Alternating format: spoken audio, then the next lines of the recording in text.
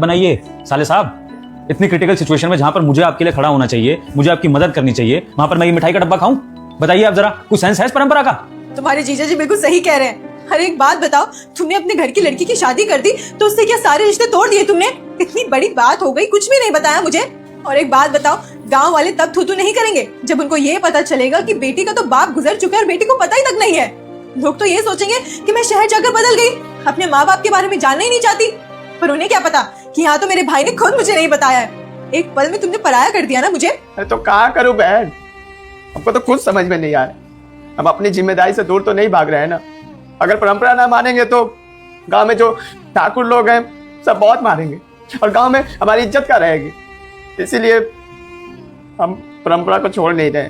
बस बहुत हो गया साले साहब, अब ये गांव के रीति रिवाजों को थोड़ा साइड करिए, अपने पिताजी के बारे में सोचिए, ठीक है? और परंपरा वही निभाइए जो आपके परिवार की भलाई के लिए हो, जिसमें आपके परिवार का नुकसान हो रहा हो। ऐसी परंपरा भी किसी काम की नहीं है, तोड़ दीजिए ऐसी परंपराओं को, समझे? लीजिए 5 लाख रुपए हैं, पिताजी के इलाज में लगाइए और इसके अलावा जितने और पैसों की जरूरत हो, आपका जीजा बैठा है, मुझे बताना, पानी की तरह पैसा बहा दूंगा, लेकिन मेरे पापा जी को कुछ नहीं होना चाहिए। लीजिए। अब साले साहब मुझे ज्यादा बुलवाइए मत, अभी तक मैं फिर भी प्यार से बात कर रहा था, ऐसा ना हो कि मैं आप पे चिल्ला दूं। पकड़िए पैसे। और मुझे ये बताओ, बाबूजी किस अस्पताल में भर्ती है?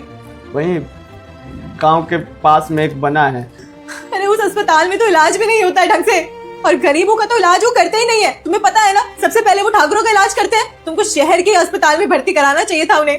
सुनिए ना, हम एक काम करते हैं, हम गाँव चलते हैं और बाबूजी को शहर लेकर आते हैं। मेरा तो जी घबरा रहा है, मुझे अपने बाबूजी से मिलना है। कंचन शांत हो जाओ, तुम्हारा भाई इतना कैपेबल है कि वो अपने पिताजी का इलाज अच्छे से करवा सकता है, बस पैसों की दिक्कत आ रही थी। हम भी चलेंगे, लेकिन थोड़ा रुक के, अभी तुम पैनिक हो रखी हो।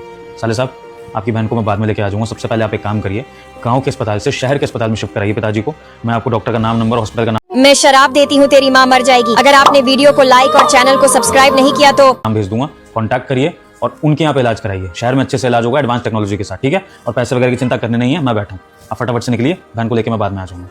ठीक, चलते हैं। और हाँ साले साहब, वादा करके जाइए, अगली बार अगर आप पे कोई मुसीबत आती है तो बेझिझक अपनी बहन के घर आना है और मुझसे मदद मांगनी है। समझ में आया आपको? ये परंपरा के चक्कर में अगर आपने दोबारा ये गलती करी तो उस बार सच में आपका जीजा नाराज हो जाएगा और सच में आप पानी नहीं पी पाएंगे इस घर का। जी। और हाँ साले साहब, ये मिठाई का डब्बा भी अब से तभी आएगा जब घर में खुशियां होंगी, कोई त्योहार होगा, कोई ओकेजन होगा। ऐसे नहीं कि घर में कोई दुख का टाइम चल रहा है और आप मिठाइयाँ बांट रहे हैं परंपरा के नाम पर, समझे? सही कह रहे हैं जीजा जी, माफी चाहता हूँ। चलता हूँ दीदी, आप आना बाबूजी से मिलने। हाँ तुम जाओ, बाबूजी का ख्याल रखना, हम जल्दी आते हैं।